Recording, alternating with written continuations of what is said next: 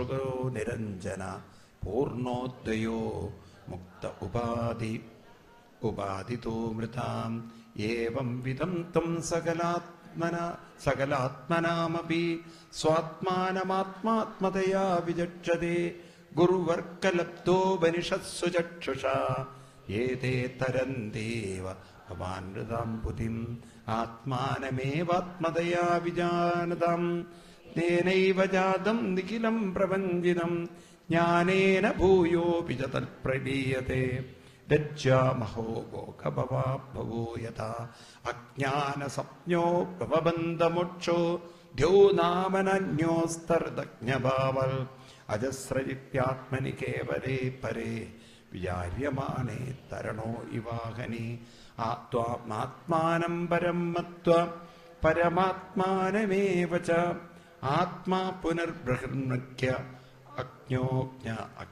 അജ്ഞജനത അജ്ഞോ അഹോജ്ഞ ജനതാജ്ഞതാം അതാപി തേ ദേവപദാംബുജത്വയാ പ്രസാദലേശാനുഗൃഹീതയവ ഹി ജാനാതി തത്വം ഭഗവൻ മഹിംനോ ന ചാന്യേകോപി ചിരം വിചന്നൻ തതസ്തു മേ നാദ സ ഭൂരിഭാഗോ ഭവത്രവാന്യത്ര ദുവാ തിരസ്സാം യേനാഹമേകോ വിവദ്ഭവജ്ജനാനാം ഭൂത്വാ നിഷേവേ തവ പാദപല്ലവം അഹോദിധന്യാ വ്രജഘോരമണ്യാ സ്തന്യാമൃതം പീതമതീവതേ മുദാ യാസാം വിഭോ വത്സദരാത്മജാത്മനാ യതൃപ്തയോധ്യാഭിനചാല്യമത്തരാ അഹോ ഭാഗ്യം നന്ദഗോപവൃഗോഗസം യന്മിത്രം പരമാനന്ദം പൂർണ്ണം സനാതനം അഹോ ഭാഗ്യം നന്ദഗോപവൃജോഗസം യന്മിത്രം പരമാനന്ദം പൂർണ്ണം ബ്രഹ്മസനാതനം. ഇങ്ങനെ വളരെ മനോഹരമായൊരു സ്തുതിയാണ്. ബ്രഹ്മാവ് പറയാണ്, ഭഗവാനെ, ഞങ്ങൾ എത്ര ഭാഗ്യം ചെയ്തവരാണ്. ഈ ഭൂമിയിലുള്ള ഈ ഗോപന്മാരൊക്കെ ഭാഗ്യം ചെയ്തവരാണ്. കാരണം അങ്ങയെപ്പോലുള്ളൊരു മഹാത്മാവിൻ്റെ കൂടെ ജീവിതം ലീലകൾ ആടാനുള്ളൊരു സുഹൃതം ഇവർക്ക് കിട്ടിയല്ലോ. ഇതിൽ പരൊരു ഭാഗ്യം എന്താ വേണ്ട? അഹോഭാഗ്യം എന്നാണ്. ഇപ്പം സത്യം പറഞ്ഞാൽ ഈ ഭൂമിയിൽ ഏറ്റവും ഭാഗ്യമുള്ളവർ ഭാരതീയരാണ്. കാരണം എന്താണെന്ന് വെച്ചാൽ ഏതു ദുരിതങ്ങളെയും മറികടക്കാൻ നമുക്ക് കഴിവുണ്ടെന്ന അറിവ് തരുന്ന ശാസ്ത്രങ്ങളും അതിനനുഷ്ഠാനം കൊണ്ടു നടക്കാൻ പറ്റുന്ന കേന്ദ്രങ്ങളും നമുക്ക് ഉണ്ട്. പക്ഷെ അത് ഉപയോഗിക്കാൻ അറിയാത്തത് കൊണ്ട് ഇരുന്ന് ദുരിതം അനുഭവിക്കുന്നു മാത്രം. മനസ്സിലായില്ലേ? അമ്പലങ്ങളുണ്ട്, പക്ഷെ ഉപയോഗിക്കാൻ അറിയില്ല. തോന്നുന്ന പോലെ തൊഴുതു പോകാനുള്ള കേന്ദ്രങ്ങളാക്കി നമ്മൾ മാറ്റിയത് കൊണ്ട് നമ്മൾ ദുരിതം അനുഭവിക്കുന്നു. അപ്പം ഇവിടെ പറയുന്ന കാര്യങ്ങൾ ഇതാണ്. അവിടെ നിന്ന് നാരായണനായി എല്ലാവരുടെയും ഉള്ളിൽ നിറഞ്ഞു നിൽക്കുന്ന പരമാത്മാവാണ്. പക്ഷേ അങ്ങേ പരമാത്മാവായി കാണാതെ അങ്ങേ പുറത്താണെന്ന് ധരിച്ച് ആളുകൾ ആരാധിച്ചപ്പോൾ അവർക്കവരുടെ ഉള്ളിലുള്ള മഹത്വം മനസ്സിലായില്ല. അവർ ദുർബലരായിപ്പോയി. ഇപ്പം നമ്മുടെ ഋഷിവര്യന്മാർ പറയണത്, ഭഗവാനെ പുറത്ത് ആരാണോ അന്വേഷിക്കുന്നത്, പുറത്താണെന്ന് ധരിക്കുന്നത്, അവരുടെ ഭക്തി ഒരിക്കലും ശരിയായ, അവർക്ക് പറയൂ, ഭക്തിയല്ല. പുറത്തങ്ങനെ ദൈവത്തെ എന്താണ്, നിങ്ങൾ പുറത്താണെന്ന് തെറ്റിദ്ധരിച്ചു കഴിഞ്ഞാൽ അകത്തുള്ള ദൈവീക ശക്തിയുടെ മഹത്വം നമുക്ക് അറിയാതെ പോവും, നഷ്ടപ്പെടും. അതുകൊണ്ട് ഭഗവാനെ, അഹോ അജ്ഞജനത, വിവേകമില്ലാത്തവരങ്ങനെ തെറ്റിദ്ധരിക്കാൻ ഇടവന്നു. അതുകൊണ്ട് ആ ഒരു വിഭാഗത്തിൽ എന്നെ പെടുത്തരുത്. ഞാൻ അങ്ങേ മനസ്സിലാക്കുന്നു, അങ്ങയുടെ മഹിമ മനസ്സിലാക്കുന്നു എന്നൊക്കെ പറഞ്ഞ് ബ്രഹ്മാവ് താൻ മറച്ച കുട്ടികളെയൊക്കെ തിരിച്ച് കൊണ്ടുവരുന്നു. അതുപോലെ ഭഗവാൻ തൻ്റെ ഉള്ളിലുള്ള സങ്കല്പങ്ങളെ, ആ കുട്ടികളൊക്കെ പലതാണെന്ന സങ്കല്പങ്ങളെയൊക്കെ ഭഗവാനും മാറ്റുന്നു. അങ്ങനെ ആ കുട്ടികളൊക്കെ തിരിച്ച്, പഴയ കുട്ടികളൊക്കെ തിരിച്ചു വരികയാണ്. അപ്പോൾ കുട്ടികൾ ചോദിക്കാൻ, എന്താണ് ഭഗവാനെ ഇവിടെ ഈ എല്ലിൻ കൂടാരൊക്കെ? അപ്പോൾ ഒരു കൊല്ലം പോയത് അവരാരും അറിഞ്ഞില്ല. അപ്പം ഇങ്ങനെ ബ്രഹ്മാവിൻ്റെ ഒരു ലീലയിൽ, ഇതിനെ വത്സസ്തേ എന്ന് പറയും, ഓർമ്മിപ്പിക്കുന്ന കാര്യം ഇതാണ്. നോക്കണം, ശ്രദ്ധിക്കണം നിങ്ങൾ. അതായത് ഇവിടെ ഭഗവാൻ പലതിനെ സങ്കല്പിച്ച് സൃഷ്ടിക്കുന്നു എന്ന് പറഞ്ഞാൽ ഈ കാണുന്നതൊക്കെ വാസ്തവത്തിൽ ഭഗവാന്റെ സങ്കല്പത്തിൽ നിന്നും വരുന്നതാണ്. ഞാൻ ഈ പറയുന്നത് എത്ര കണ്ട് നിങ്ങൾക്ക് മനസ്സിലാവുമെന്ന് എനിക്കറിയില്ല. പക്ഷേ ഒരു സയൻസിൻ്റെ തലത്തിൽ നോക്കുമ്പോൾ ഈ കാണുന്നതെല്ലാം കാലസങ്കല്പത്തിൽ നിൽക്കുന്ന ഒന്നാണ്. ഏത് സങ്കല്പത്തിൽ? കാലത്തിൻ്റെ സങ്കല്പത്തിൽ നിൽക്കുന്നതാണ്. ഇതൊക്കെ ഉണ്ടോ എന്ന് ചോദിച്ചാൽ ഇപ്പോഴുണ്ട്. അടുത്ത നിമിഷം ഉണ്ടോ എന്ന് ചോദിച്ചാൽ ആർക്കും ഉറക്കെ പറയൂ ഉത്തരമില്ല. അപ്പോൾ കാലം അങ്ങനെ പലതായിട്ട് പല രൂപങ്ങളെ സങ്കല്പിച്ച് വച്ചിരിക്കുകയാണ്. മനസ്സിലായില്ലേ? ഇതങ്ങോട്ട് ഉൾക്കൊള്ളാൻ ഇത്തിരി പ്രയാസമാണ്. കാരണം ഇപ്പം നമുക്കൊക്കെ കണ്ണിൻ്റെ മുന്നിൽ കാണുന്നതൊക്കെ ഉള്ളതാണെന്ന് നമുക്ക് നല്ല ബോധ്യമുള്ളതുകൊണ്ട്. അപ്പം നാം എന്താണിതെന്ന് പഠിക്കേണ്ടത് ചോദിച്ചു കഴിഞ്ഞാൽ ഈ കാലസങ്കല്പം രൂപങ്ങളാണ്. ഏതാണ് കാലസങ്കല്പം എന്ന് പറയുന്നത്? രൂപങ്ങളല്ല, എല്ലാം കാലത്തെ ബേസ് ചെയ്തിട്ടാണ് നമുക്ക് കിട്ടുന്നത്. ഇതെല്ലാം നമ്മളിൽ ചേർത്ത് കോർത്ത് വെച്ചിരിക്കുന്നത് ആരാണ്? ഈ കാലം പോലും നിൽക്കുന്നത് ആരിലാണ്? കാരണം കാലം എന്ന് പറഞ്ഞാൽ നിയന്ത്രണ വിധേയമായ ചലനമല്ലേ? ആണോ? അപ്പം കാലവിധേയമായിട്ടാണ് ഈ പ്രപഞ്ചമെങ്കിൽ ആ കാലം തന്നെ ഇരിക്കുന്നത് ബോധത്തിലാണെങ്കിൽ ആ ബോധത്തിൻ്റെ മഹിമയെ മനസ്സിലാക്കിയാൽ ഭഗവാന്റെ മഹിമ ശരിക്കും അപ്പോഴാണ് മനസ്സിലാവുന്നത്. ഇതൊക്കെ കേട്ട് അത്യന്തം സന്തുഷ്ടനായി ഭഗവാൻ അങ്ങനെ ചോദിക്കുകയാണ് അവിടെ, ആരാണ് ഈ കൃഷ്ണൻ? പരീക്ഷത്ത് മഹാരാജാവിന് പറഞ്ഞു കൊടുക്കുകയാണ്. ഈ ശ്ലോകം നിങ്ങൾ മാർക്ക് ചെയ്ത് വെക്കണം. 55, 56, 57 14-ാം അധ്യായത്തിൽ കൃഷ്ണൻ ആരാണെന്ന് പരീക്ഷത്തിനോട് പറഞ്ഞു കൊടുക്കുകയാണ്. നിനക്ക് ഈ പരീക്ഷത്തെ കൃഷ്ണനെ ശരിക്കും കാണണമെങ്കിൽ, കൃഷ്ണനെ പ്രയോജനപ്പെടുത്തണമെങ്കിൽ നിങ്ങൾ കൃഷ്ണനെ എവിടെ കാണണം? പറയുന്നു, കൃഷ്ണം ഏനമവേഹിത്വം ആത്മാനം അഖിലാത്മനാം ജഗദ്ഹിതായ സോപ്യത്ര ദേഹേവഭാതിമായ. എവിടെ കൃഷ്ണനെ കാണേണ്ടത്? കൃഷ്ണം ഏനം അവേഹി, കൃഷ്ണനെ അറിഞ്ഞാലും. എവിടെയാ കൃഷ്ണനെ അറിയേണ്ടത്? ആത്മാനം അഖിലാത്മനാം. എവിടെ കാണണം? എല്ലാവരുടെയും അന്തരാത്മാവായിട്ട്. ആരെ കാണണം? മനസ്സിലാണോ ഭഗവാനെ കണ്ടത്? നമുക്ക് ആ വാക്കിപ്പോഴും മനസ്സിലായില്ല. മനസ്സിലല്ല ഭഗവാനെ കണ്ടത്. മനസ്സ്, നിങ്ങൾ മനസ്സിനെ ഭഗവാനിലെ കാണുന്നതാണ്. നിങ്ങൾ മനസ്സിനെയാണ് വലുതായി എടുത്തിരിക്കുന്നത്. നിങ്ങൾ മനസ്സിനെയാണ് അപ്പോഴും വലുതായി കാണുന്നത്. എന്നാൽ ഈ മനസ്സ് പോലും എവിടെ നിന്നാണ് വരുന്നത്? അത് നിങ്ങളുടെ തലയിൽ ഉറയ്ക്കണം. ഈ മനസ്സ് ഉണർന്നു വരുന്നത്. അപ്പം മനസ്സിലാണോ ഭഗവാൻ? മനസ്സിലാണോ ഭഗവാൻ? മനസ്സിരിക്കുന്നത് ബോധം തന്നെയാണ് ഭഗവാൻ. ബോധമാണ് ഭഗവാൻ. അപ്പം മനസ്സിലാണോ ഭഗവാൻ? ഭഗവാനിലാണ് മനസ്സിരിക്കുന്നത്. അത് നമ്മൾ മനസ്സിലാക്കുന്നില്ല. ഭഗവാനിലാണ് എല്ലാം സ്ഥിതി ചെയ്തതെന്ന്. അതുകൊണ്ട് കൃഷ്ണനെ കാണണം. എങ്ങനെ കാണണം? കൃഷ്ണമേനം അവേഹിത്വം ആത്മാനം അഖിലാത്മനാം. കൃഷ്ണനെ എങ്ങനെ കാണണം? ആത്മാനം അഖിലാത്മനാം. എല്ലാവരുടെയും അഖിലാത്മാവായി കൃഷ്ണനെ കണ്ട് ആ കൃഷ്ണൻ ഇവിടെ പരമാത്മാവിലേക്ക് നമ്മൾ ഉയർത്താനായിട്ട് ഇവിടെ അവതരിച്ചിരിക്കുകയാണ്. അതാണ് ജഗദ്ഹിതായ സോപ്യത്ര ദേഹീവപാതിമായ. അതുകൊണ്ട് വസ്തുതോ ജാനതാമത്ര. കാണുന്നുണ്ടോ? കൃഷ്ണം സ്ഥാൻ സുചരിഷ്ണുച ഭഗവദ്രൂപമഖിലം നാന്യത് വസ്തു ഇഹ കിഞ്ചന. കൃഷ്ണനല്ലാത്തൊരു സത്യവും ഇവിടെ ഇല്ല. എല്ലാവരിലും ആരുണ്ട്? എല്ലാവരിലും ആരുണ്ട്? കൃഷ്ണനുണ്ട്. ഏത് രൂപത്തിൽ? ബോധരൂപത്തിലുണ്ട്. അതുകൊണ്ട് സർവേഷാമഭിവസ്തൂനാം ഭാവർത്തോ ഭവതി സ്ഥിതാം തസ്യാപി ഭഗവാൻ കൃഷ്ണ കിമേതൽ വസ്തുരൂപ്യതാം.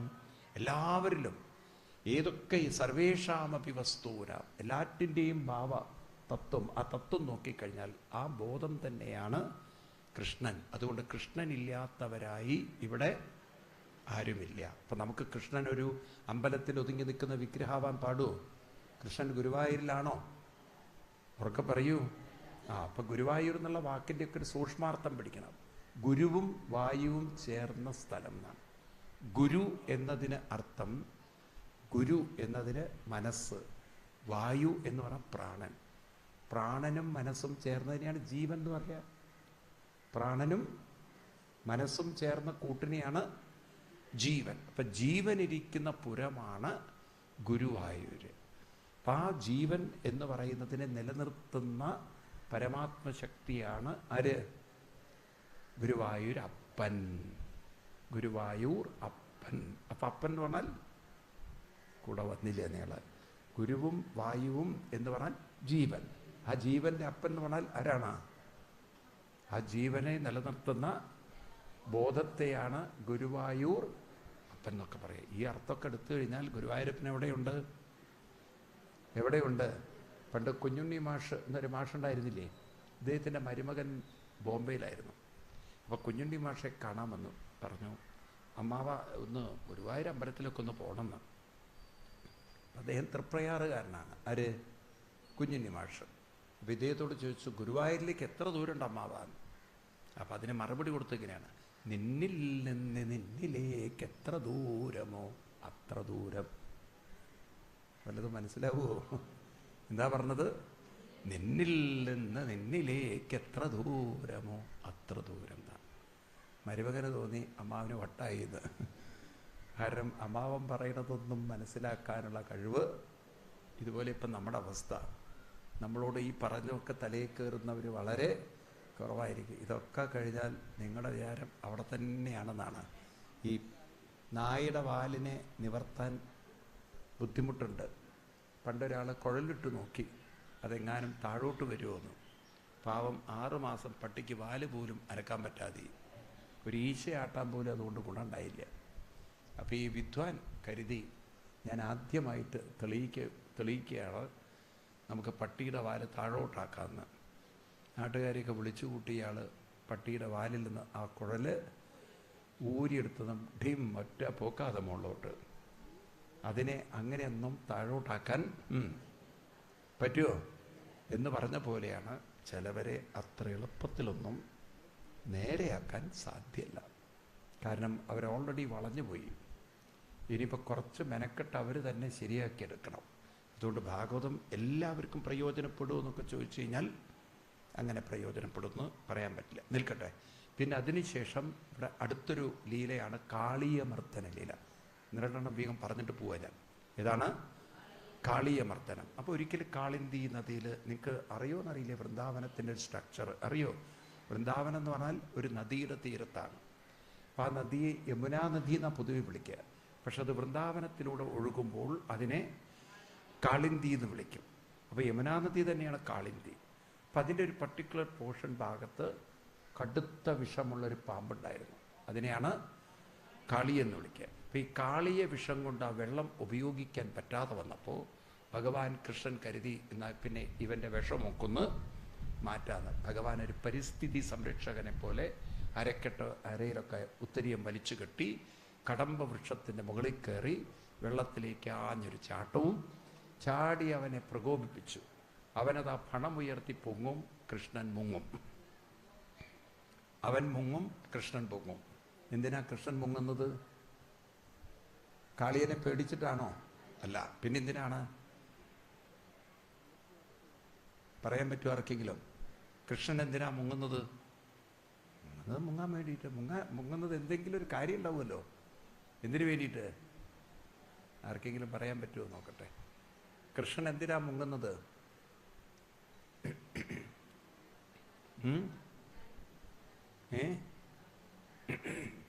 ഈ പാമ്പിൻ്റെ ശക്തി കുറയ്ക്കാൻ എന്താ വേണ്ടത്? വാലി പിടിക്കണം. അപ്പൊ കാളിയനെ വാല് വെള്ളത്തിനടിയിലല്ലേ ആവുള്ളൂ. അപ്പം അതുകൊണ്ട് ഭഗവാൻ മുങ്ങും. എന്തിനെ? വാലിൽ പിടിക്കാൻ വേണ്ടി. വീണ്ടും പൊങ്ങും. പൊങ്ങുമ്പോൾ മറ്റവരും പൊങ്ങുമല്ലോ തന്നെ കൊത്താൻ വേണ്ടിയിട്ട്. പെട്ടെന്ന് അവൻ പൊങ്ങുമ്പോഴേക്ക് ഭഗവാൻ മുങ്ങും. എന്തിന്? വാലിൽ പിടിക്കാൻ. വാലിൽ പിടിച്ചു കഴിഞ്ഞാൽ പിന്നെ പാമ്പിൻ്റെ എല്ലാ തരത്തിലുള്ള ശൗര്യവും കുറഞ്ഞു. ഭഗവാൻ വാല് പിടിച്ച് പൊക്കി പിന്നെയാണ് പടത്തി ചാടുന്നത്.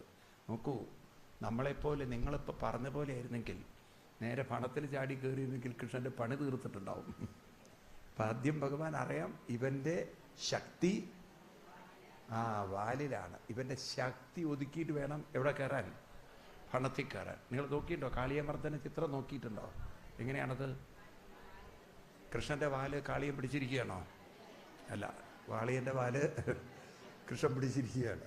എന്നിട്ടാണ് കാളിയൻ്റെ പടത്തിൽ മുകളിൽ ആര് കയറിയിരിക്കുന്നത്? കാളിയൻ ഭഗവാൻ കൃഷ്ണൻ കയറി നൃത്തമാടുന്നത്. അങ്ങനെ നൃത്തമാടി ഇവൻ്റെ വിഷം മുഴുവൻ പുറത്തേക്ക് വരുമ്പോൾ ഇവൻ്റെ ഭാര്യമാർ, ഇവൻ്റെ കുറേ ഭാര്യമാരുണ്ട്, നാഗപത്നി, ഇവർ വന്നിട്ട് പറയുകയാണ്, കൃഷ്ണ ഇവൻ ഇത്രയും കൊടുത്തത് നന്നായിന്ന്. കാര്യം ഇവൻ ഒരാളെ പേടിയില്ലാതിരിക്കുന്നു. അപ്പം ഇവർക്ക് പോലും ഒതുക്കാൻ പറ്റാത്ത ഒരാളായിരുന്നു ആര്? ഈ ചില ആണുങ്ങളത് മനസ്സിലാക്കിയില്ല. കാരണം ചിലപ്പോൾ അവരിങ്ങനെ ഭാര്യമാരെ പ്രാർത്ഥിക്കും, ദൈവമേ കൊടുക്കണേ മനുഷ്യനെന്ന്. കാര്യം ഈ മനുഷ്യനെ അല്ലാതെ ഒതുക്കാൻ വേറൊരാൾക്ക് സാധിക്കില്ല. അപ്പം അങ്ങനെ ഇവിടെ പറഞ്ഞതും ഭഗവാൻ കാളിയൻ്റെ വിഷമൊക്കെ അവിടെ നിന്ന് മാറ്റി അവിടെ നിന്ന് രമണകം എന്ന് പറയുന്ന ദ്വീപിലേക്ക് അവനെ വിട്ടുകൊണ്ടാണ്. ഈ കഥകളൊക്കെ നിങ്ങൾ വായിച്ചിട്ട് വൃന്ദാവനത്തിൽ പോയി കഴിഞ്ഞല്ലോ, വൃന്ദാവനത്തിൽ ഇതിൻ്റെയൊക്കെ ഒരു ലീലാഭൂമി ഇപ്പോഴും ഉണ്ട്. അത് ശരിയായ വൃന്ദാവനത്തിലല്ല, കുറച്ചൊരു ദൂരെയായിട്ട്. നിങ്ങളാരെങ്കിലും, ഞാൻ ഇപ്രാവശ്യം പോവുണ്ടായി 2024 ചൊരാസി യാത്ര എന്നൊരു യാത്രയുണ്ട് അവിടെ. 84 കോശ് യാത്ര എന്നുള്ളത്, അതായത് 84 സ്ഥലങ്ങൾ കൃഷ്ണൻ്റെ ലീലകൾ നടക്കുന്ന സ്ഥലം. അപ്പോൾ ഓരോ ലീലകൾ നടന്ന സ്ഥലം. അപ്പോൾ അവിടെ പറയുന്നത് ഈ കാളിയൻ ഇങ്ങനെ ഭഗവാൻ അനുഗ്രഹിച്ചു വിട്ടതും കുറേ കഴിഞ്ഞ് കാളിയനെ അവിടെ പോകാൻ പറഞ്ഞ കാളിയന് പോകാൻ തോന്നില്ലേ. കൃഷ്ണൻ്റെ ആ ഒരു സ്പർശവും കൃഷ്ണൻ്റെ ആ ഒരു സാമീപ്യവും ഒക്കെ വല്ലാതെ സ്വാധീനിച്ചു. കാളിയൻ തിരിഞ്ഞു നോക്കിയെന്നാണ്. അവിടെ കാളിയൻ്റെ ആ ഒരു ശരീരം ഒരു ശിലയായി മാറിയതാണ്. അപ്പം നല്ല പൊക്കത്തിൽ കരിങ്കല്ലിൻ്റെ ഒരു കാളിയൻ്റെ പണത്തോടു കൂടിയ ഒരു ശിലയൊക്കെ അവിടെ കാണാം. അങ്ങനെയൊക്കെ ആളുകൾ വിശ്വസിക്കുന്നുണ്ട്. അപ്പം ഇവിടെ ഭഗവാൻ കാളീയമർദ്ദന ലീലയാണ്. ഏതാണ്? എന്താണ് കാളീയമർദ്ദന ലീലയും? അതൊന്ന് നമ്മൾ മനസ്സിലാക്കേണ്ടതാണ്. ഒരു വശത്തെ പരിസ്ഥിതി നിൽക്കട്ടെ, കാരണം വെള്ളം അതൊക്കെ പവിത്രമാക്കി വെക്കണം. അതിന് കാളിയനെ പോലുള്ള വിഷമൊക്കെ മാറ്റേണ്ടതുണ്ട്. എന്നാൽ നമ്മൾ കുറച്ച് ആധ്യാത്മികമായി ഇതിനെ ചിന്തിക്കുമ്പോൾ ഈ കാളിയനും കാളിയ വിഷവും എവിടെ തന്നെയാണ്? നമ്മളിൽ തന്നെയാണ്. അപ്പം നമ്മുടെ ഉള്ളിലുള്ള അലസത, സ്വാർത്ഥത, ഇങ്ങനെയൊക്കെ തുടങ്ങിയുള്ള ദുർബല ചിന്തകളെ ആരായി കാണണം? കാളി. ഇതൊരു വിഷമാണ്. നോക്കൂ, നമ്മൾ അറിയുന്നില്ല നമ്മുടെ അലസതയും അവശതയും നമുക്ക് രോഗമുണ്ടാക്കുന്ന വിഷമാണെന്ന്. വാസ്തവത്തിൽ നമ്മുടെ രോഗങ്ങൾക്കുള്ള പ്രധാന കാരണം മനസ്സിൻ്റെ ആദിയാണ്. എന്താണ്? നിങ്ങൾ കൃത്യനിഷ്ഠയും അനുഷ്ഠാനവും ഉള്ളവരാണോ, നല്ലൊരു ശതമാനം രോഗത്തെ നിങ്ങൾക്ക് മറികടക്കാൻ പറ്റും. ഒരു BP-ക്കും ഷുഗറിനൊന്നും മരുന്ന് കഴിച്ച് ശരീരം കേടുവരുത്തണ്ട. രാവിലെ എന്ത് വേണം? കൃത്യനിഷ്ഠയും അനുഷ്ഠാനം. അമ്പലത്തിൽ പോയിട്ട് 10-11 പ്രാവശ്യം അങ്ങോട്ട് പ്രദക്ഷിണമൊക്കെ വെച്ച് നാമം ചൊല്ലി ശീലിക്കൂ. നമ്മൾ കുട്ടികളെ കൊണ്ട് ശീലിപ്പിക്കണം. കാരണം മനസ്സിൻ്റെ ആദി എന്ന് വെച്ചാൽ അലസത, അവശത, ഇതൊക്കെ ശരീരത്തിൻ്റെ വ്യാധിയായി മാറും. ആദി ഉറക്കെ പറയൂ. അങ്ങനെയാണ് നമ്മൾ രോഗികളായിട്ട് മാറുന്നത്. ഇന്ന് ഏറ്റവും കൂടുതൽ മരുന്ന് വിൽക്കുന്ന മെഡിക്കൽ കമ്പനികൾ മരുന്ന് വിൽക്കുന്ന സംസ്ഥാനമാണ് ഏത്? കേരളം. നിങ്ങളങ്ങനെ ആക്കിയെടുക്കുകയാണ്. അങ്ങനെ രോഗികളായി നമ്മൾ മാറുന്നു. ഇതിൽ മാറ്റം വരുത്തണ്ടേ? വേണോ വേണ്ടയോ? 6 മണിക്ക് എണീറ്റിട്ട് നമ്മൾ 6 മണിയാകുമ്പോഴേക്കും എവിടെ എത്തിക്കൊള്ളണം? അമ്പലത്തിലെത്തി ശീലിക്കണം. ക്രമേണ നമുക്കങ്ങനെ വരണം. 6 മണിക്ക് ശേഷം എണീക്കുന്നവർക്ക് വെള്ളം പോലും കൊടുക്കില്ല എന്ന്. അപ്പം പിന്നെ എല്ലാവർക്കും നേരത്തെ എണീക്കും. നിങ്ങൾ നോക്കൂ, പട്ടാളത്തിൻ്റെയൊക്കെ അവസ്ഥ. അവർ 4 മണിക്ക് എണീറ്റ് 5 മണിക്ക് എല്ലാവരും ഓടാൻ പോവും. ഉണ്ടോ? അങ്ങനെയാണ് അവരെ ആ മിലിട്ടറിക്കാരെ ആരോഗ്യമുള്ളവരാക്കി വിൽക്കുന്നത്. രാവിലത്തെ ആ ഓട്ടം, രാവിലത്തെ എക്സസൈസ്, അതൊക്കെയാണ്. ആണോ അല്ലയോ? പറയൂ നിങ്ങൾ. ഇത് തന്നെ പൂർവികരും പറഞ്ഞു. ബ്രാഹ്മയെ മുഹൂർത്തവുത്തായ കാലത്തെണീറ്റ് എവിടെ പോകണം? അമ്പലത്തിൽ പോയി പ്രദക്ഷിണമൊക്കെ വെച്ച് ഒരു 10-11 പ്രാവശ്യം പ്രദക്ഷിണമൊക്കെ വെച്ച് നാമം ജപിച്ച് പ്രദക്ഷിണം വെച്ച് ശീലിക്കുമ്പോൾ നമ്മുടെ മനസ്സിനും ആരോഗ്യം ഉണ്ടാവും. അപ്പോൾ ഉള്ളിലുള്ള കാളിയനൊക്കെ അവിടെ നിന്ന് പോകും. അപ്പോൾ കാളിയമർദ്ദനം എന്ന് പറഞ്ഞാൽ എന്താണ്? ഉള്ളിലുള്ള ദുർബല ചിന്തകളെ മർദ്ദിക്കാൻ എന്താ വേണ്ടത്? നമ്മൾ സടകുടഞ്ഞെണീക്കണം. കാളിയമർദ്ദനം എന്ന് പറഞ്ഞാൽ അർത്ഥമെടുക്കേണ്ടത് കൃത്യനിഷ്ഠയും അനുഷ്ഠാനവും ഉണ്ടെങ്കിൽ ഏത് ദുർബലതയും നമുക്ക് മറികടക്കാൻ സാധിക്കും. അതിനുശേഷം നമ്മളിനി കാണുന്ന മറ്റൊരു ലീല ഭാഗവതത്തിലെ ഗോവർദ്ധനല്ല, ഗോപികമാരുടെ വസ്ത്രാപഹരണ ലീലയാണ്. എന്താണ് വസ്ത്രാപഹരണം? അതും കൂടി ചുരുക്കി പറഞ്ഞിട്ട് അങ്ങോട്ട് പോവാം നമുക്ക്. അപ്പം അങ്ങനെ ഉച്ചയ്ക്ക് ശേഷം ഒരുപാട് കാര്യങ്ങൾ നമുക്ക് കാണാനുള്ളത് കൊണ്ട് ഞാൻ ആ ഒരു ഭാഗത്തേക്ക് കിടക്കുകയാണ്. 22-ാമത്തെ ഇതിനെ കാത്യായനി വ്രതം എന്ന് പറയും. എന്താണ്? അപ്പം ഗോപികമാര് കൃഷ്ണനെ ഭർത്താവായി കിട്ടാൻ വേണ്ടിയിട്ട് ഒരു വ്രതം. കൃഷ്ണൻ കുഞ്ഞാണപ്പോഴും 11-12 വയസ്സുള്ള സമയത്താണ്. അപ്പം കൃഷ്ണനെ അവർക്ക് പതിയായി കിട്ടണം. അതിനവർ കാത്യായനി ദേവിയോട് ഒരു വ്രതം അനുഷ്ഠിച്ചുകൊണ്ട് അവർ പ്രാർത്ഥിക്കുകയാണ്. എന്താ മന്ത്രം? കാത്യായനി മഹാമായേ മഹായോഗിന്യതീശ്വരി. കാണുന്നുണ്ടോ? നന്ദഗോപസുതം ദേവി പതിമേ കുരുതേ നമ. ഇപ്രകാരം അവരെല്ലാവരും വെള്ളത്തിലിറങ്ങി കാത്യായനി ദേവിയോട് കൃഷ്ണനെ ഭർത്താവായി കിട്ടാൻ വേണ്ടി അവർ സ്തുതിച്ചുകൊണ്ട് കയറി വസ്ത്രം എടുത്തിട്ട് പോകും. അപ്പം ഇവരുടെ വ്രതത്തിൻ്റെ അവസാന ദിവസം ഒരു പുലർച്ചയ്ക്ക് കാളിന്തി തീരത്ത് വരുന്നത്. അതും നവംബർ മാസത്തിലെ, ഈ നവംബർ മാസത്തിലെ കാത്യായനി വ്രതമാണ് പിൽക്കാലത്ത് നമുക്ക് ധനുമാസത്തിലെ തിരുവാതിരയായിട്ട് നമുക്ക് വന്നത്. അതങ്ങനെയാണ് ആ സംസ്കാരം ഇവിടെ രൂപപ്പെട്ടത്. ഏതായാലും ഇവരൊക്കെ വെള്ളത്തിലിറങ്ങി കാത്യായനി മഹാമായി മഹായോഗിന്യതീശ്വരി നന്ദഗോപസുതം ദേവി പതിമേ കുരുതേ നമ എന്ന് പറഞ്ഞപ്പോഴേക്കും പുല്ലാങ്കുഴൽ നാദം. അപ്പം നമ്മൾ കേട്ടിരിക്കുന്ന പാട്ടിലെ പോലെയല്ല ഭാഗവതത്തിലെ കഥകൾ. നമ്മൾ കേട്ടിരിക്കുന്ന പാട്ട് ഗോപസ്ത്രീകളെ തുകിലും വാരിക്കൊൺ അരയാലിൻ കൊമ്പത്തിരുന്നു. പരയാലൊന്നുമല്ല ഇവിടെ പറയുന്നത്.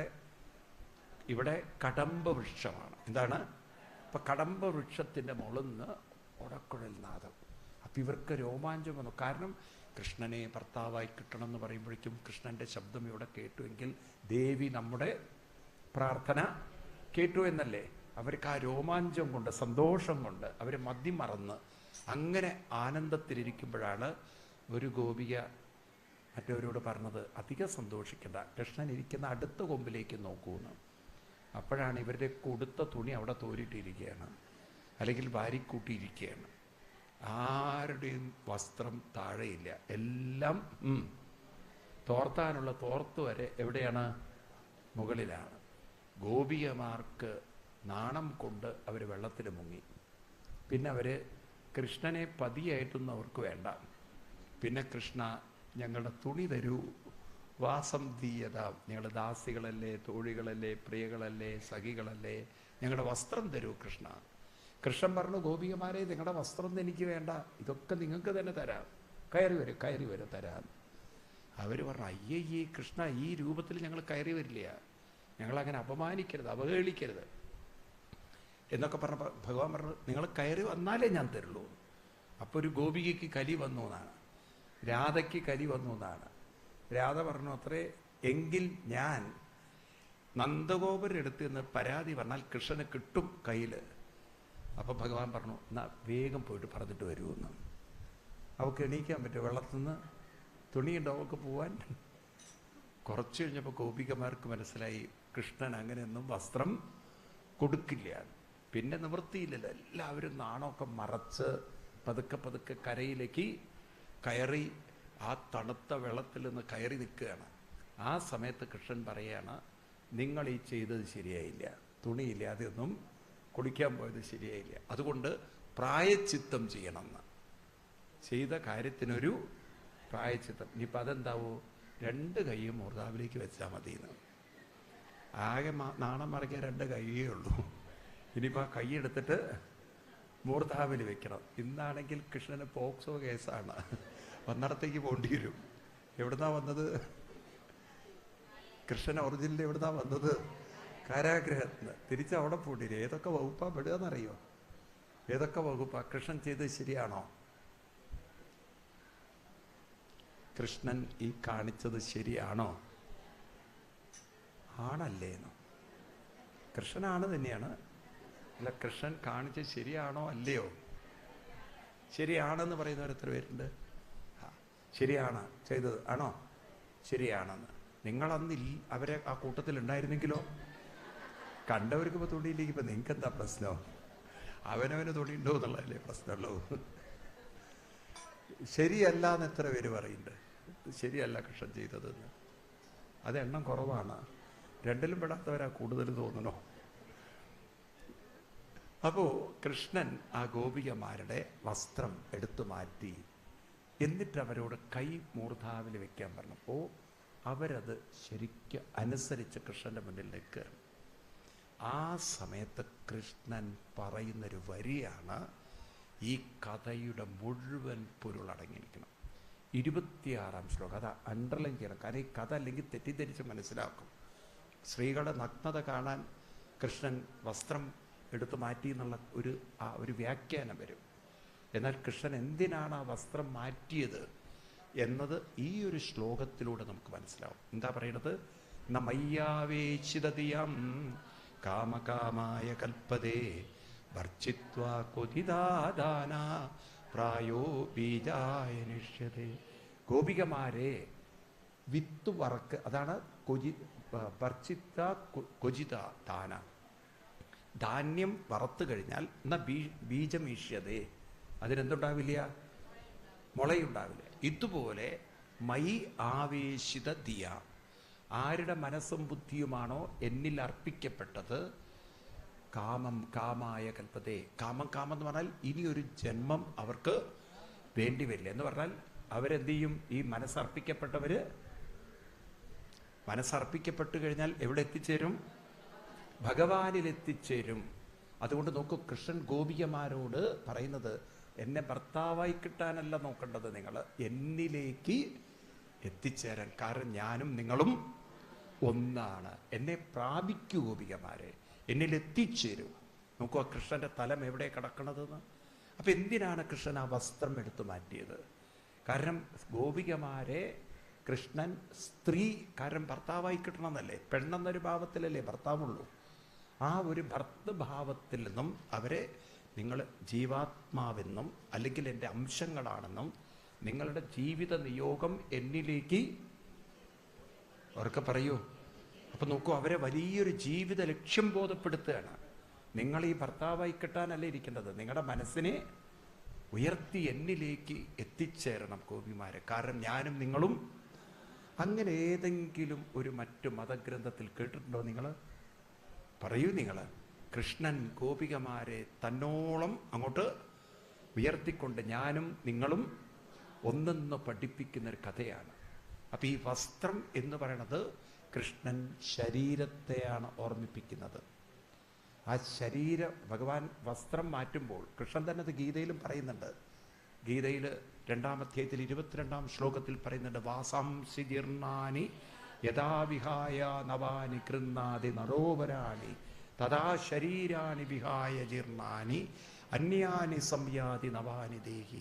എപ്രകാരമാണോ വൈകുന്നേരം നമ്മൾ വസ്ത്രം മാറ്റി പിന്നെ കുളി കഴിഞ്ഞിട്ട് നമ്മൾ പുതിയ വസ്ത്രങ്ങൾ, അല്ലെങ്കിൽ രാവിലെ നമ്മൾ പുതിയ വസ്ത്രം ധരിക്കുന്നത്, ഇതുപോലെ ഓരോ ദിവസവും ദേഹി ഈ ശരീരമാകുന്ന വസ്ത്രം മാറ്റുന്നുണ്ട്. ഇന്നലത്തെ പ്രായമല്ല ഇന്ന് നമുക്ക്, ആണോ? ദേഹി എന്നാൽ ഇന്നലത്തെ ആ ബോധമനസ്സും ഇന്നത്തെ ബോധമനസ്സും ഒന്ന് തന്നെയാണ്, ആണോ? അല്ലയോ?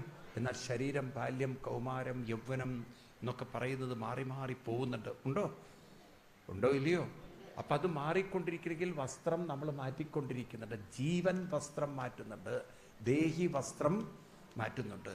അപ്പൊ ആ വസ്ത്രബോധത്തിൽ നിന്നും ശരീരബോധത്തിൽ നിന്നും ആത്മബോധത്തിലേക്കും, ആ ആത്മബോധത്തിൽ നിന്ന് എന്ന് വെച്ചാൽ ജീവാത്മബോധത്തിലേക്കും, ജീവാത്മബോധത്തിൽ നിന്ന് അവരെ പരമാത്മബോധത്തിലേക്ക് കൈപിടിച്ചുയർത്തുന്ന കഥയാണ് വസ്ത്രാപഹരണ ലീല, വസ്ത്രം അപഹരിക്കുന്ന ലീല.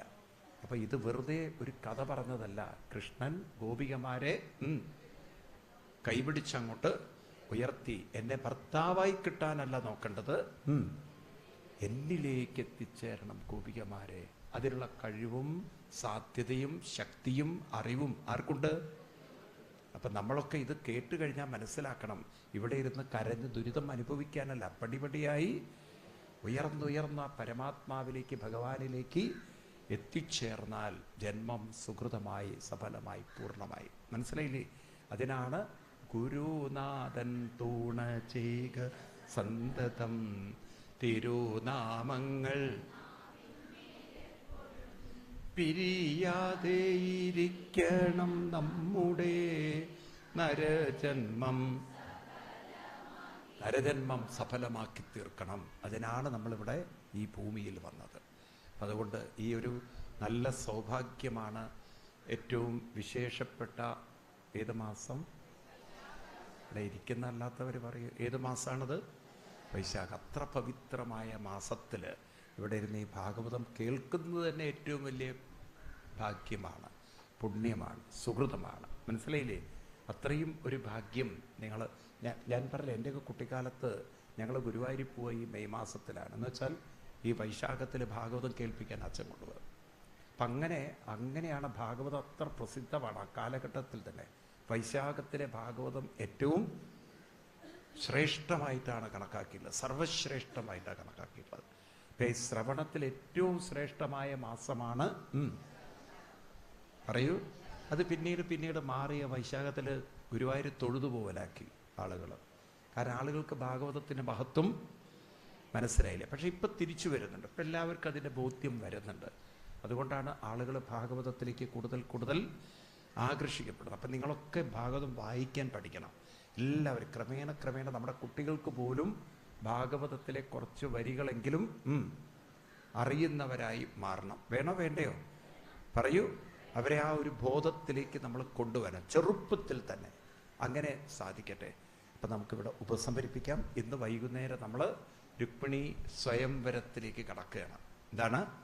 കൃഷ്ണൻ രുക്മിണി ദേവിയെ വിവാഹം കഴിക്കുന്നത്. നമുക്ക് ഏറ്റവും വേണ്ടപ്പെട്ട ഒരു കാര്യമാണ് ഇന്നിപ്പോൾ വിവാഹത്തെക്കുറിച്ചുള്ള ബോധം. കാരണം എന്താ വെച്ചാൽ ഇന്നിപ്പോൾ ഹിന്ദുക്കളുടെ ഇടയിൽ വിവാഹം എന്ന് പറയുന്നത് ഒട്ടും ഒരു സുരക്ഷിതത്വം അല്ലെങ്കിൽ ഒരു സ്ഥിരതയും ഉള്ളതായി മാറുന്നില്ല. ഉണ്ടോ ഇല്ലയോ? അപ്പം ഇതിനെ സ്ഥിരമാക്കാൻ എന്താ വഴി? ഇതിന് ചില കാര്യങ്ങൾ ചെയ്യേണ്ടതുണ്ട്, ചില അനുഷ്ഠാനങ്ങൾ ചെയ്യേണ്ടതുണ്ട്. അങ്ങനെ ഒരു കുടുംബജീവിതത്തിലുണ്ടല്ലോ, പ്രത്യേകിച്ച് പെൺകുട്ടികൾ അതിന് മുൻകൈ എടുത്ത് പ്രവർത്തിക്കുകയാണെങ്കിൽ ഒരു കുടുംബജീവിതവും തകർന്നു പോയില്ല. അപ്പം അതിനെന്താണ് വേണ്ടത്? അതൊക്കെ നമ്മളിന്ന് വൈകുന്നേരം കാണും. ഇപ്പം ഇവിടെ നമുക്ക് ഉപസംഹരിപ്പിക്കുമ്പോൾ എനിക്ക് നിങ്ങളോടൊക്കെയുള്ള റിക്വസ്റ്റ് ഉണ്ട്. ഈ ഭാഗവത സപ്താഹ യജ്ഞത്തിന് നിങ്ങളാലാവുന്ന വിധത്തിലുള്ള സപ്പോർട്ട് ഇവിടുത്തെ കമ്മിറ്റിക്കാർക്ക് കൊടുക്കണം. കാരണം ഈ സപ്താഹം നടത്താനുള്ള ഒരു സാമ്പത്തിക സ്ഥിതി ഇവർക്കില്ല. ഇവിടെ ധാരാളം കൃഷ്ണവിഗ്രഹങ്ങൾ വെച്ചിട്ടുണ്ട്. കൊച്ചു കൃഷ്ണവിഗ്രഹം, നല്ല കൊച്ചു വിഗ്രഹം. ഇത് ലഡു ഗോപാൽ എന്ന് പറയും. വൃന്ദാവനത്തിലെ ലഡു ഗോപാലാണ്. അപ്പം ആ വിഗ്രഹം വേണ്ടവർ ഒന്ന് കൗണ്ടറിൽ പറഞ്ഞ് ബുക്ക് ചെയ്ത് കഴിഞ്ഞാൽ സംഘാടകർക്ക്, പ്രത്യേകിച്ച് ഇത്രയും ആളുകളെ ഉൾക്കൊള്ളുന്നൊരു സപ്താഹം നടത്താൻ എല്ലാവരും സഹകരിക്കണം. മനസ്സിലായില്ല? എല്ലാവരും അന്നദാനത്തിന് വേണ്ടുന്ന സംവിധാനവും അതുപോലെ സംഘാടകർക്ക് വേണ്ടുന്ന സപ്പോർട്ടും ചെയ്യുകയാണെങ്കിൽ സപ്താഹം ഇവർക്ക് തുടർന്ന് നടത്താം. അല്ലെങ്കിൽ എനിക്കിനി ഇങ്ങോട്ട് വരാൻ പറ്റില്ല. കാരണം ഇവർക്ക് വലിയൊരു ബാധ്യതയാണ്. എന്നോടൊന്ന് രാവിലെ പറയണ്ടായി. കാരണം ഞങ്ങളെപ്പോലുള്ള ആചാര്യന്മാരെ വിളിക്കാൻ ഇത്തിരി എക്സ്പെൻസീവാണത്. അപ്പം അതുകൊണ്ട് അവർക്കതൊരു ബാധ്യതയായി മാറിക്കഴിഞ്ഞാൽ പിന്നെ ഈ പ്രദേശത്തേക്ക് എനിക്ക് വരാൻ പറ്റില്ലേ, ബുദ്ധിമുട്ടാണത്. അപ്പം അതുകൊണ്ട് സംഘാടകരുടെ ഒരു വിഷമം അവർ പറയായിരുന്നു. എല്ലാവരും അതിന് വേണ്ട രീതിയിലുള്ള സഹകരണ സഹായങ്ങൾ ചെയ്താൽ അവർക്ക് ഈ ഒരു സപ്താഹം ഒരു ബാധ്യതയായി മാറില്ല. അല്ലെങ്കിൽ ഓൾറെഡി ഇവരൊരു വലിയ ബാധ്യതയിലാണെന്നൊക്കെ പറഞ്ഞു എൻ്റെ അടുത്ത്. അപ്പം അതുകൊണ്ട് എല്ലാവരും സപ്പോർട്ട് ചെയ്യുക. സർവത്ര ഗോവിന്ദ നാമ സങ്കീർത്തനം. ഗോവിന്ദ ഗോവിന്ദ. ഞാൻ നേരത്തെ പറഞ്ഞ ഡിസ്റ്റിൽഡ് ഗോമൂത്രം ഉണ്ടല്ലോ, ഡിസ്റ്റിൽഡ് ഗോമൂത്രം പറഞ്ഞില്ലേ, അതിവിടെ ഭാഗവത ഗ്രാമത്തിൻ്റെ ഇതിൽ കിട്ടും. അത് അങ്ങനെ റിഫൈൻ ചെയ്തെടുക്കുന്നതാണ്. അത് അമൃതാരിഷ്ടവും ചേർത്ത് തിരിത്തിരി രാവിലെയും രാത്രിയും കഴിക്കുന്നത് ശരീരത്തിൻ്റെ പ്രതിരോധ ശക്തി വളരെ കൂട്ടും. നമുക്ക് അലർജി തുടങ്ങിയുള്ള കാര്യങ്ങളൊക്കെ കുറേ കുറയ്ക്കും. അത് അത്ര പവർഫുള്ളാണത്. പ്രത്യേകിച്ച് ഇപ്പം നമുക്കാണെങ്കിൽ മഴക്കാലം കയറി പിടിച്ചിരിക്കുകയാണ്. ഇപ്പം വെള്ളത്തിൽ നിന്നൊക്കെ ചില എന്തെങ്കിലും ഇൻഫെക്ഷനൊക്കെ വരാൻ സാധ്യതയുള്ള കാലമാണ്. അപ്പം അതുകൊണ്ട് നമ്മൾ ശരീരത്തിനെ പ്രൊട്ടക്റ്റ് ചെയ്ത് വെക്കുന്നത് ഏറ്റവും അസുഖം വന്നിട്ട് മരുന്ന് കഴിക്കുന്നത് അപകടമാണ്. അപ്പം നോക്കൂ, നിങ്ങൾ കേരളത്തിൻ്റെ ഇപ്പോഴത്തെ ഒരു ചിത്രം കാണുന്നുണ്ടോ? നിങ്ങൾ കോട്ടയത്തൊക്കെ ഒന്ന് ഒരുപാട് കോഴികളെ കൊല്ലാൻ ഓർഡർ ചെയ്തിരിക്കുകയാണ്. പക്ഷിപ്പനി അങ്ങനെ പടർന്ന് വ്യാപിച്ചുകൊണ്ടിരിക്കുകയാണ് ഒരു ഭാഗത്ത്. ഇങ്ങനെ ഈ സാധനങ്ങളൊക്കെയാണ് ഈ കുട്ടികളൊക്കെ വാങ്ങിച്ച് കഴിക്കുന്നത് അല്ലേ? ആണോ? അപ്പോൾ ഈ രോഗമുള്ളതൊക്കെ കഴിച്ചാൽ ഇവർക്ക് രോഗം വരാതിരിക്കില്ലേ? നമുക്ക് എങ്ങോട്ടാണ് ഈ ഒരു സമൂഹത്തെ നമ്മുടെ ഗവൺമെൻറ് പോലും ബോധമില്ലാതെ നയിക്കുന്നത്? ഇത് ഗവൺമെൻറ് നേരത്തെ തന്നെ ചിന്തിക്കേണ്ടതാണ് അല്ലേ? രോഗം വന്നിട്ടാണ് ഇതിനെയൊക്കെ കൊല്ലേണ്ടത്. ഇതിന് രോഗം വരാതിരിക്കാനുള്ള പ്രതിരോധം കൃഷി വകുപ്പ് നോക്കേണ്ടതായിരുന്നില്ലേ? പറയും നിങ്ങൾ.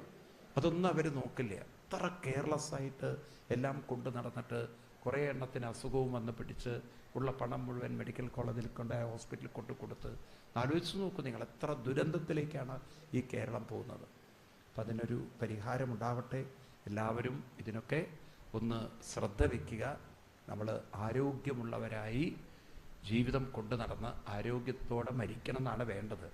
അതിന് കുറച്ച് മെനക്കെട്ടാലേ ആരോഗ്യം നമുക്ക് രാവിലെ എണീക്കലും അമ്പലത്തിൽ പോകലും അതുപോലെ പ്രതിരോധത്തിന് വേണ്ട കാര്യങ്ങളൊക്കെ നമ്മൾ ചെയ്യുകയൊക്കെ വേണം. അപ്പം ഇവിടെ ഉപസംഹരിപ്പിക്കാം.